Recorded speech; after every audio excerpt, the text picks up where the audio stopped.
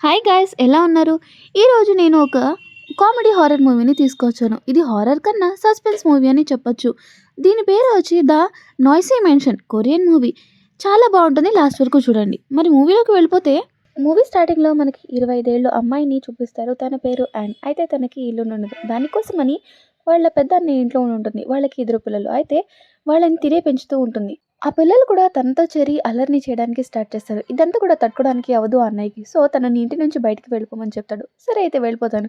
కానీ ఇప్పటి వరకు చేసిన దానికి జీతం ఇవ్వి అని అడుగుతుంది. ఇంకా పని మనిషి ఎంతైతే పని చేస్తుందో దానికంతా జీతం కావాలి అని చెప్పి కాలిక్యులేట్ చేసి మరీ చెప్తుంది. నాకు 1,000,000 అయింది అని. ఇంకా తను డబ్బున్నవాడు కాబట్టి వాళ్ళ చెల్లెలికి ఒక ఏటీఎం కార్డ్‌ని ఇచ్చి పంపిస్తాడు. అందులో 200,000,000 ఉండుంటాయి. దాని పాస్‌వర్డ్ ఏంటి అని అడుగుతుంది. దానికి తనంటాడు, నా కూతురి డేట్ ఆఫ్ బర్త్ అని చెప్పి. ఇంకా నెక్స్ట్ అక్కడి నుంచి బయటికి వచ్చి ఒక ఇంటి బ్రోకర్‌ని కలుస్తుంది. తనకి చెప్తుంది, నాకు ఒక దగ్గరలో ఇల్లు కావాలి. ఎందుకంటే మా అన్నయ్య నన్ను ఎక్కువ రోజులు వదిలుండడు. సంవత్సరంలోపే పెళ్లి చేస్తాడు కాబట్టి నాకు ఒక మంచి అపార్ట్‌మెంట్ చూపించమని చెప్తుంది. అయితే ఆ బ్రోకర్ ఏమో అందమైన ఒక ఇల్లు ఉంది. కాకపోతే అది కొంచెం దూరంగా ఉంది అని అంటాడు. వద్దు వద్దు, నాకు అంత దూరమైన ఇల్లొద్దు. మా అన్నయ్య నన్ను వదిలి ఉండలేడు. సో, దగ్గరగానే చెప్పమంటే తనకి ఒక గ్రీన్ కలర్ అపార్ట్‌మెంట్ అని చెప్పి ఒక మెన్షన్‌ని చూపిస్తాడు. ఆ అపార్ట్‌మెంట్‌కి వెళ్ళగానే ఫస్ట్ తనకక్కడ గార్డే కనిపిస్తాడు. తనేమో ఆశ్చర్యపోతాడు. ఏంటి ఒక కొత్త మనిషి ఇక్కడికి వచ్చింది. చాలా సంవత్సరాల తర్వాత ఇక్కడికి ఒక మనిషి వచ్చాడు ఉండడానికి అని అంటాడు. యాన్ ఎప్పుడు సరదాగా ఉండే మనిషి. అయితే తనంతా కూడా హ్యాపీగా ఉండాలని అనుకుంటూ ఉంటుంది. అప్పుడే గార్డ్ అంటాడు, ఇది మనుషులు ఉండే చోటు కాదు. ఇక్కడికి నువ్వు తప్పుగా వచ్చావని చెప్పి. కానీ ఆ మాటలేది పట్టించుకోకుండా తను ఇంటి లోపలికి వెళ్ళిపోతుంది. నైట్ అయితే తను పడుకుంటుంది. కానీ తనకి కొత్త ప్లేస్ అవ్వడం వల్ల నిద్ర పడుతూ ఉండదు. ఇంతలోపు 4 అయ్యేసరికి గట్టిగా సౌండ్స్ వస్తూ ఉంటాయి దబ దబ కొట్టినట్టు. అందుకోసం ఫ్లై‌ఫాట్‌కి వెళ్ళి అక్కడ ఎవరు కొడుతున్నారో అని అరుస్తూ ఉంటుంది. కానీ లోపల నుంచి ఎలాంటి రెస్పాన్స్ ఉండదు. బయట ఏంటని ఆలోచించగానే అక్కడికి ఒక ఆవిడ చాకు పట్టుకొని మీద మీదకి వస్తుంటుంది. భయంతో తను గార్డ్ దగ్గరికి వెళ్తుంది. పోలీసుల్ని పిలువు పిలువు అని అంటూ ఉంటుంది. అప్పుడు గార్డ్ లేచి అంటాడు, ఇప్పుడు టైం ఎంతయింది? 4 అయింది కదా! అయినా నీకు మార్నింగే చెప్పాను కదా! ఇది మనుషులుండే చోటు కాదు అని చెప్పి అని అంటూ ఉంటాడు. నెక్స్ట్ డే మార్నింగ్ చూసుకుంటే యాన్ తన ఫ్రెండ్ అయిన పోలీస్ ఆఫీసర్‌ని ఇంటికి తీసుకొస్తుంది అని చెప్తుంది. నైట్ అంతా కూడా చాలా గందరగోళంగా ఉంది. అండ్ ఒక లేడీ నా మీద అటాక్ చేయబోయింది అని చెప్పి. ఆ ఇంటికి దగ్గరికి తీసుకెళ్తుంది. ఆ లేడీ చాలా వెల్కమింగ్‌గా ఉంటుంది. అందరిని కూడా ప్రేమతో మాట్లాడిస్తూ ఉంటుంది. అప్పుడే ఆళ్ళ ఇంటి లోపలికి వెళ్లి చెక్ చేస్తారు. అప్పుడు యాన్‌కి అనిపిస్తుంది, నిజంగా ఈవిడేనా నా మీదకి నిన్న అటాక్ చేసింది? ఇంత కామ్‌గా ఉంది అని అనుకుంటూ ఉంటుంది. తర్వాత వీళ్ళిద్దరూ ఒక హోటల్‌కి వచ్చి మాట్లాడుకున్నప్పుడు తెలుస్తుంది యాక్చువల్లీ ఆ లేడీ ఆ అపార్ట్‌మెంట్‌కి ఓనర్ అని చెప్పి. అప్పుడు ఆ పోలీస్ ఆఫీసర్ అంటారు, యాక్చువల్లీ ఇది కొత్త కాదు. ఇది చాలా ఒక 4 సంవత్సరాల నుంచి అనుకుంటా ఇలాంటి శబ్దాలు వస్తూనే ఉంటాయి. చాలామంది వచ్చి కంప్లెయింట్ చేస్తూ ఉన్నారు. కానీ ఎవరు ఏమీ చేయలేకపోయారు. ఒకసారి ఆ అపార్ట్‌మెంట్ వాళ్ళంతా కూడా కూడుకొని ఒకసారి కంప్లెయింట్ ఇచ్చారు. మేము వెతకడానికి ట్రై చేసాం. అప్పుడు ఆ కన్‌స్ట్రక్షన్స్ వాళ్ళని అడిగాం. అయినా వాళ్ళన్నారు, మేము సరిగ్గానే కట్టాము ఇల్లు అని. అయినా సరే మేము ఎవరిని కూడా కల్ప్రిట్‌ని పట్టుకోలేకపోయాము అని అంటారు. వస్తాడు గట్టిగా శబ్దాలు చేసి అక్కడి నుంచి వెళ్ళిపోతాడు అని. ఈ మాట చాలా విచిత్రంగా అనిపిస్తుంది యాన్‌కి. అయితే ఇటువైపు మనకి అపార్ట్‌మెంట్‌లో వాళ్ళు చూపిస్తారు. లీడర్ మొత్తం అందరూ కలిసి ఒక నిర్ణయానికి వస్తారు. ఇప్పుడు ఈ ఇంటిని మనం పడగొట్టేసి మనం ఇంకొక ఒక 1 ఇయర్‌లో మళ్ళీ ఒక ఇల్లుని కట్టుకోవాలి. అది ప్రశాంతంగా ఉంటుంది అని. అయితే ఈలోపు మనం ఎక్కడ ఉండాలి? మనం డబ్బులు ఎలా కూడబెట్టాలి అని చెప్పి అందరూ డిస్కస్ చేస్తుంటారు. అప్పుడు యాన్ ఇదంతా మాట్లాడుతూ ఉండంగానే పైన బిల్డింగ్ మీద పడుతుంది వాళ్ళ కన్ను. అప్పుడే ఒక మనిషి కింద చచ్చిపోదామని ట్రై చేస్తూ ఉంటాడు. అప్పుడు యాన్ అక్కడికి వెళ్లి తనతో అంటూ ఉంటుంది, "నువ్వెందుకు ఇక్కడ చచ్చిపోవాలనుకుంటున్నావు? ఏంటి సమస్య? అసలు నువ్వు ఎవరు?" అని. "నీ వయసు ఎంత?" అని అడుగుతుంది. దానికి నాకు 30 ఏళ్ళు అని అంటాడు. దానికి యాన్ కూడా నాకు 30 ఏళ్లే. ఇప్పుడు గనుక నువ్వు చచ్చిపోతే అందరికి నేను కల్ప్రిట్ నువ్వే అని చెప్తాను. దాంతో నీ బాడీ మీద అందరూ కొట్టి కొట్టి నిన్ను ఇంకా చంపేస్తారు కోసేస్తారు అని అంటుంది. దానికి భయపడి తనంటాడు, నేనిప్పుడైతే కిందకి వస్తాను. కాకపోతే నువ్వు నాకు మాటివ్వి. 1 వీక్‌లో నువ్వు ఆ కల్ప్రిట్‌ని పట్టుకోవాలి అని అంటాడు. నాకు ఒక ఫార్చ్యూన్ టెల్లర్ చెప్పాడు. ఏంటంటే నా జీవితం అస్సలు బాలేదు. నా జాబ్ కూడా పోతుంది. ఇంకా నేను బేకారీనే అయిపోతాను అని. అండ్ తర్వాత ఆ కార్డ్ చూపిస్తాడు దానికి. ఇప్పుడు నాకు చనిపోవడమే మంచి ఆప్షన్. ఎందుకంటే తను చెప్పినట్టే నా జాబ్ కూడా పోతుంది. ఇంకా నేను తన మీద చాలా ఇన్వెస్ట్‌మెంట్ చేశాను. డబ్బులిచ్చాను. అందుకు ఇప్పుడు నా దగ్గర కనీసం డబ్బులు కూడా లేవు, చనిపోవాల్సిందే అని అంటాడు. దానికి యాన్ అంటుంది, "నువ్వు ఏమనుకుంటున్నావు? ఇలాంటి జాతకాలు చెప్పేవాళ్ళ మాటలు అస్సలు నమ్మకూడదు." అప్పుడే అక్కడికి లీడర్ వస్తుంది అని అంటుంది. "నువ్వలా అనకు. మేము అందరిని కూడా తనని నమ్ముతాం. తను బాగా దోచేచుకొని చెప్తాడు" అని అంటుంది. దాంతో ఇదేదో కనిపెట్టాలని చెప్పి యాన్ తన దగ్గరికి వెళ్తుంది. తను లిప్‌స్టిక్ ఏసుకొని, మస్కరా ఏసుకొని అందరి ముందు నాటకాలు చేయడానికి స్టార్ట్ చేశాడు. ఆ నాటకాలన్నీ కూడా కొనసాగేలా చూస్తుంది యాన్. తర్వాత అడుగుతుందనమాట. "నువ్వు ఇలాంటి నాటకాలన్నీ ఎందుకు ఆడుతున్నావు? మనుషుల్ని నమ్మేసి నీ దగ్గరికి డబ్బులు ఇస్తారని అనుకుంటున్నావా? లేదంటే ఇలా శబ్దాలు చేసి కావాలని మనుషుల్ని మోసం చేసి వాళ్ళని ఇక్కడి నుంచి పంపేసి డబ్బులు లాక్కోవాలని అనుకుంటున్నావా?" అని అడుగుతుంది. దానికి ఆ మనిషి అంటాడు, "నువ్వు ఏమనుకుంటున్నావు? నేను పిచ్చోడినా? అందరి మనుషులు ఇక్కడి నుంచి పారిపోతే నాకు డబ్బులెలా వస్తాయి?" అని అడుగుతాడు. ఇంకా యాన్ అక్కడి నుంచి వచ్చేసింది. అప్పుడే ఇంటికెళ్దామని అనుకునే లోపు తనకి ఒక కాలొస్తుంది స్కూల్ నుంచి. "నీ పిల్లలు బయట రోడ్ మీద నుంచున్నారు" అని చెప్పి. దాంతో గబగబా తను స్కూల్ దగ్గరికి వెళ్తుంది. అక్కడ ఆ పిల్లోడు చూడగానే వచ్చి తినని పట్టుకుంటారనమాట. ఇంతలోపు తన అన్నయ్య అక్కడికి వచ్చేస్తాడు. ఆ ఇద్దరు పిల్లలు కూడా వాళ్ళ నాన్న దగ్గరికి వెళ్తారు. అప్పుడు యాన్ తనని తిడుతుంది. "నువ్వు ఇంత కేర్‌లెస్‌గా ఎలా ఉన్నావు? పిల్లల్ని ఇలా రోడ్ మీద వదిలేయచ్చా?" అని చెప్పేసి. ఇంకా తను అక్కడి నుంచి ఇంటికి వచ్చేసింది. ఇంటి లోపలికి రాగానే చుట్టూ కూడా గమనిస్తుంది. అప్పుడే వాళ్ళ డోర్ మీద ఏదో రెడ్ కలర్ పెయింటో స్ప్రే చేసి ఉంటుంది. దాంతో ఇల్లంతా కూడా సెర్చ్ చేసింది. అప్పుడు 15 ఏళ్ల ఒక అమ్మాయి కనిపిస్తుంది. తనని గట్టిగా తిడుతుంది. అండ్ ఇదంతా కూడా నువ్వు నీట్‌గా చేయమని చెప్తుంది. దానికి ఆ అమ్మాయి కొంచెం పొగరుగా మిడిల్ ఫింగర్ చూపించి, "ఇదంతా కూడా నేను చేయలేదు. నాకు ఎవరు చేశారో కూడా తెలీదు" అని సమాధానమిస్తుంది. దాంతో ఇంక నైట్ గార్డ్‌ని తీసుకొనొచ్చి ఆ సీసీ కెమెరాని చెక్ చేయమని చెప్తుంది. అప్పుడు ఆ గార్డ్ అంటాడు, "ఈ అపార్ట్మెంట్‌లో ఉండేవాళ్ళకి కనీసం అంత డబ్బులు కూడా లేవు. ఆ కెమెరాని చెక్ చేయించేంత." ఇంకా అదంతా మానేసి తను ఫార్చ్యూన్ టెల్లర్ దగ్గరికి మళ్ళీ వెళ్తుంది. అప్పుడు తనంటాడు, "చూడు, ఈ 4 అపార్ట్మెంట్‌ల దగ్గరే కొంచెం నాకు ఎక్కువగా సౌండ్ వస్తున్నట్టు అనిపిస్తుంటుంది. అండ్ నేను అది కూడా చెక్ చేశాను. ఒకసారి నువ్వు కూడా చేయమని" చెప్పి. దాంతో ఇంకా మెన్షన్స్ అన్నీ కూడా కాలిక్యులేట్ చేస్తుంది. తర్వాత లీడర్‌కి చూపిస్తుంది. అప్పుడు ఆ లీడర్ అంటుంది, "ఈ 4 ఇళ్లల్లో కూడా చాలా విచిత్రంగా ఉంటుంది. ఎందుకంటే ఒక అపార్ట్మెంట్‌లోనేమో చాలా రోజులైంది ఒకళ్ళు ఖాళీ చేసి వెళ్ళిపోయారు.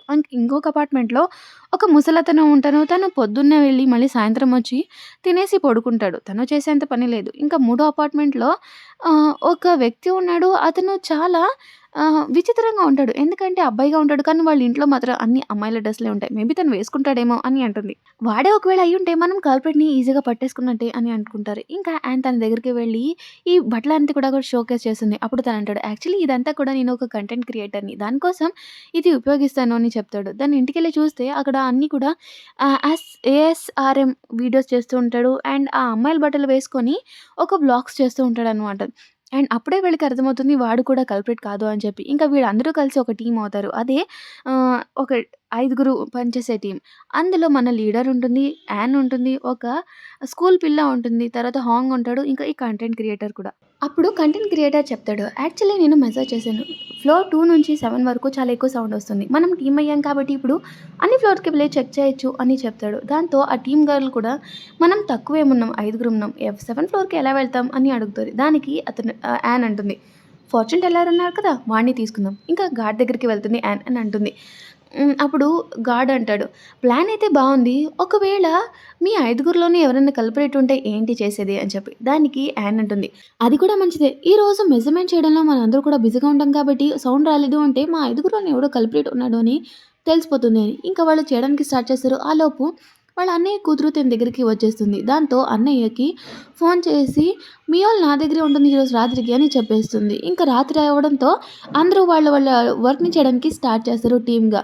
ఇప్పుడు ప్రతి ఒక్కళ్ళు వాళ్ళ ఫ్లోర్‌కి వెళ్లి చెక్ చేస్తూ ఉండంగా లీడర్ ఏమో తన బ్యాటరీ డౌన్ అయిపోయింది అని చెప్పి ఆగిపోతుంది. అండ్ ఆ స్కూల్ గర్ల్ ఏమో ఎక్కడికో మాయమైపోతూ ఉంటుంది. ఇక్కడ అందంగా పనిచేసింది హాంగ్ మాత్రమే. అయితే థర్డ్ ఫ్లోర్‌లోంచి ఏదో గట్టిగా సౌండ్ వస్తుంది అని చెప్తారు. దాంతో అక్కడికి పోలీసులని పిలిపించి అంతా కూడా చెక్ చేస్తూ ఉంటారు. 303 రూమ్ నంబర్. అయితే ఆ ఇల్లంతా కూడా చాలా గందరగోళంగా ఉంటుంది. ఆ లేడీ 4 సంవత్సరాల కింద ఆ ఇంట్లోనే ఉండుంటూ ఆ గోడలన్నిటిని కూడా చాలా విచిత్రంగా పెయింట్ చేస్తూ ఉంటుంది. తర్వాత ఇల్లంతా కూడా కొడుతూ ఉంటుందనమాట. ఇంకా పోలీసులు ఒక్క నిమిషం కూడా ఆగకుండా తనని అరెస్ట్ చేసి అక్కడి నుంచి తీసుకెళ్తారు. ఇంకా అప్పుడు హాంగ్ వచ్చి తన దగ్గర అంటాడు, "ఒకవేళ తిను గనుక కల్ప్రిట్ కాకపోతే ఏంటా" అని చెప్పి. దానికి ఆ అమ్మాయి అంటుంది, "అదేమీ లేదు. మేబీ తనే అయ్యుంటుంది. నేను వాళ్ళ ఇంట్లో లాక్ కూడా చేసేసాను. ఇంక తను లోపలికి కూడా రాలేదు" అని చెప్తుంది. నెక్స్ట్ డే మార్నింగ్ యాన్‌ని చూపిస్తారు. తన సొంత డబ్బులతో అక్కడున్న లిఫ్ట్‌ని రిపేర్ చేస్తుంది. దానివల్ల మనుషులకి పైనుంచి ఎక్కి దిగి అంత శ్రమ ఉండకూడదు అని చెప్పి. అయితే అలా వెళ్తుంటే అక్కడ ఒక అమ్మాయి కనిపించి మెట్లని ట్రై చేస్తుంటుంది. అప్పుడు తను అంటుంది, "ఎందుకు మీరు మెట్లు తీసుకుంటున్నారు? డైరెక్ట్‌గా లిఫ్ట్‌కి వెళ్ళండి" అని చెప్పి. కాకపోతే ఆ మాట వినంగానే ఆ లేడీ అక్కడి నుంచి పరిగెత్తడానికి స్టార్ట్ చేస్తుంది. అయితే తన వెనకాలే యాన్ కూడా పరిగెత్తడానికి స్టార్ట్ చేస్తుంది. అయితే దగ్గరికి వెళ్లి చూస్తే అది అమ్మాయి కాదు, ఒక అబ్బాయి. యాన్ అంటుంది, "నువ్వే కదా రోజు వచ్చి కొట్టి కొట్టి వెళ్ళేది" అని చెప్పి. తనకి ఆ అబ్బాయి అంటాడు, "నేను కాదు" అని చెప్పి. అప్పుడే తను 202లో ఉంటాడు. ఎవరికీ తెలియకుండా రహస్యంగా ఉంటాడనమాట. అయితే ఒకరోజు రాత్రే తను సౌండ్ ఏది రాకూడదు అని చెప్పి టాయిలెట్ పేపర్‌ని తల కింద పెట్టుకొని పడుకొనుంటాడు. కాకపోతే ఆ రోజు చాలా గట్టి గట్టిగా సౌండ్ వస్తూ ఉంటుంది. ఏంటా అని చెప్పి తను బయటికెళ్ళి చూస్తే ఆ కల్ప్రిట్ లివింగ్ రూమ్‌లోనే ఉండి చాలా గట్టి గట్టిగా కొడుతూ ఉంటాడనమాట. ఇంకా దాంతో భయపడి పోలీస్‌ని పిలుస్తాడు. కాకపోతే పోలీసులు వచ్చి తనని అరెస్ట్ చేసి తీసుకెళ్లారు అని చెప్తాడు. దాంతో యాన్ ఆ ఇంటిని కూడా రిసర్చ్ చేయడానికి అని చెప్పేసి అక్కడికి వెళ్తుంది. అయితే అక్కడ ఒక పెద్ద రాడ్ దొరుకుతుంది. ఆ గోడ మీదేమో గట్టి గట్టిగా కొట్టిన మార్క్స్ అన్నీ కూడా కనిపిస్తూ ఉంటాయి. దాంతో ఎవరో కల్ప్రిట్ మనలోనే ఉన్నారు అని చెప్పి ఈ విషయాన్ని అందరికీ చెప్తుంది. తర్వాత గార్డ్ దగ్గరికి తీసుకువెళ్ళి చెప్తుంది. చూడు, ఈ రాడ్ తోటే నిన్న మనల్ని కొట్టారు. మనల్ని డైవర్ట్ చేయడానికి చేసి ఉంటారు. యాక్చువల్లీ మనలోనే ఎవరో కల్ప్రిట్ ఉన్నారు. అది నాకు బాగా అర్థమైంది. మేము మెజర్ చేస్తుంటే కావాలనే ఆ కల్ప్రిట్ వేరే ఇళ్లలోకి వెళ్ళి దీన్ని కొట్టాడు అని చెప్తుంది. అలా చెప్తుండగానే ఎవరో ఒక అమ్మాయి తన మీద గట్టిగా నీళ్ళని కొట్టేస్తుంది. అది ఎవరో కాదు, నిన్ను అరెస్ట్ చేసిన ఒక ఆవిడ. అయితే తను ఏడుస్తూ అంటూ ఉంటుంది, నువ్వు నన్ను ఎందుకు అరెస్ట్ చేసావు?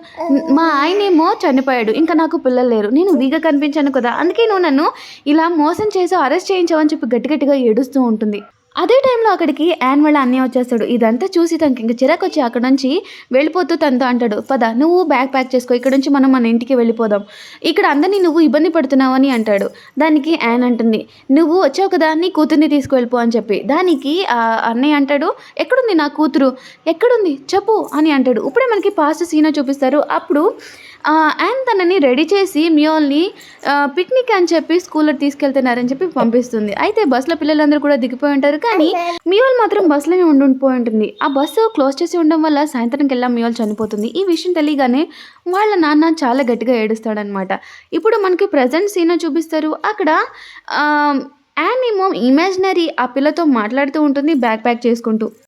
ఆ మిగిలిన మెయింటెనెన్స్ డబ్బులు కూడా చేయించాలని అనుకుంటుంది. దానికోసం మనుషులకి కొంచెం ఈజీగా అవ్వాలని చెప్పి అందుకో గార్డ్‌కి ఇద్దామని వెళ్తుంది. అయితే గార్డ్ అక్కడ ఉండుండడు. చాలా సేపటి వరకు అక్కడే వెయిట్ చేస్తూ ఉంటుంది. ఇంకా అప్పుడే లీడర్ అక్కడికి రావడంతో ఆ డబ్బులు ఆ లీడర్‌కి ఇచ్చేసి అక్కడి నుంచి వచ్చేస్తూ ఉంటుంది. అప్పుడు పక్కనున్న నైబర్ అక్కడికి వచ్చి తను అంటాడు, థ్యాంక్ యూ, నీ వల్లే నేను 2 రోజుల నుంచి హాయిగా ప్రశాంతంగా పడుకుంటున్నాను అని చెప్పేసి. అప్పుడు యాన్‌కి అనిపిస్తుంది, ఈ మెన్షన్‌లో ఏదో తేడాగా ఉంది నాకు అని చెప్పి. అంతట్లోపు తనని అడిగితే అప్పుడు ఆ వ్యక్తి ఆ! ఊ అంటూ స్టార్ట్ చేస్తాడు. స్టోరీ ఏంటంటే గార్డ్ ఎప్పుడు కూడా ఇయర్ ప్లగ్స్ పెట్టుకొని ఉంటాడు. దానివల్ల ఏ సౌండ్ రాకుండా ఉండాలి అని. దాంతో యానీకి డౌట్ వస్తుంది. నా ప్రతి ప్లాన్ కూడా వాడికే చెప్పాను అని అంటూ ఉంటుంది. అప్పుడు తనంటాడు, ఈ బిల్డింగ్ పట్టే పనిలో కూడా తను కార్పెంటర్‌గా వర్క్ చేశాడు. తను చాలా హార్డ్ వర్కింగ్. ఎప్పుడు ఇలా చేయడే అని అంటూ ఉంటాడనమాట. దాంతో తనకి ఇంకా డౌట్ ఎక్కువయ్యి ఆ రికార్డ్స్ అన్నీ కూడా చెక్ చేయడానికి స్టార్ట్ చేస్తుంది. ఆ రికార్డ్స్ అన్నీ కూడా తిరగేసి చూడడం వల్ల తనకి హాంగ్ మీద డౌట్ వస్తుంది. దాంతో తన ఫ్లాట్ దగ్గరికి వెళ్ళి అంటుంది, నేనిప్పుడు వెళ్ళిపోతున్నాను. బాయ్ అనే చెప్పు. కనీసం కాంటాక్ట్ అన్నా ఇవ్వి. మేబీ మనిద్దరం టచ్‌లో ఉండొచ్చు కదా ఫ్యూచర్‌లో అని అంటుంది. దానికి హాంగ్ ఏమో, నాకు నీ కాంటాక్ట్ ఏమీ వద్దు. నువ్వు ఇక్కడి నుంచి వెళ్ళిపో అని అంటూ ఉంటాడు. హ్యాన్ అంటుంది, నాకు తెలుసు. మొత్తం అంతా నువ్వే చేసావు కదా! ఒకవేళ నువ్వు ఒప్పుకొని బయటికేమైనా వస్తే నేను నీకు సాయపడగలను అని అంటుంది. అప్పుడు తను బయటికి వచ్చి చూడగానే తన మొఖం అంతా కూడా కందిపోయి ఎవరో కొట్టినట్టు రెడ్ అయిపోయి ఉంటుందనమాట. నీకు తెలిసింది కదా! నేనే అది చేసింది. ఇక నువ్వు వెళ్ళిపో అని అంటుంది. ఇంక అప్పుడు తనకి అర్థమవుతుంది ఏం జరుగుతుందో అని. అక్కడ ఎలివేటర్ దగ్గర పంచేసి దగ్గరికి వెళ్తే అక్కడ ఆల్రెడీ ఎలివేటర్ వైర్ కట్ చేసి ఉంటుంది. ఇంక తనకి రుజువేమీ అవసరం లేదని చెప్పి డైరెక్ట్‌గా గార్డ్ దగ్గరికి వెళ్ళి తనని ప్రశ్నిస్తుంది. ఇదంతా కూడా నువ్వే కదా చేస్తుంది అని. కానీ గార్డ్ ఏమో దానికి ఒప్పుకోడు. తర్వాత యాన్ అంటుంది, నాకు తెలుసు. నువ్వు ఫస్ట్ కంపెనీకి పనిచేసేవాడివి కదా! కాంట్రాక్ట్ కింద బిల్డింగులు కూల్చేవి. ఏవైతే పాత బిల్డింగులు ఉంటావో అవన్నీ కూడా కూల్చే కాంట్రాక్ట్‌వి నువ్వు తీసుకునేవాడివి కదా! సో, ఇప్పుడు ఈ బిల్డింగ్ కూడా అలాగే తీసుకున్నావు. ఈ బిల్డింగ్‌లో జనాలన్నీ కూడా ఖాళీ చేసేస్తే నీకు ఈ పడగొట్టే ఛాన్స్ వస్తుంది. దానివల్ల నీకు డబ్బులొస్తాయి. ఎంత డబ్బులొస్తాయి అని అడుగుతుంది. ఇంక నేను అందరికీ చెప్పేస్తాను.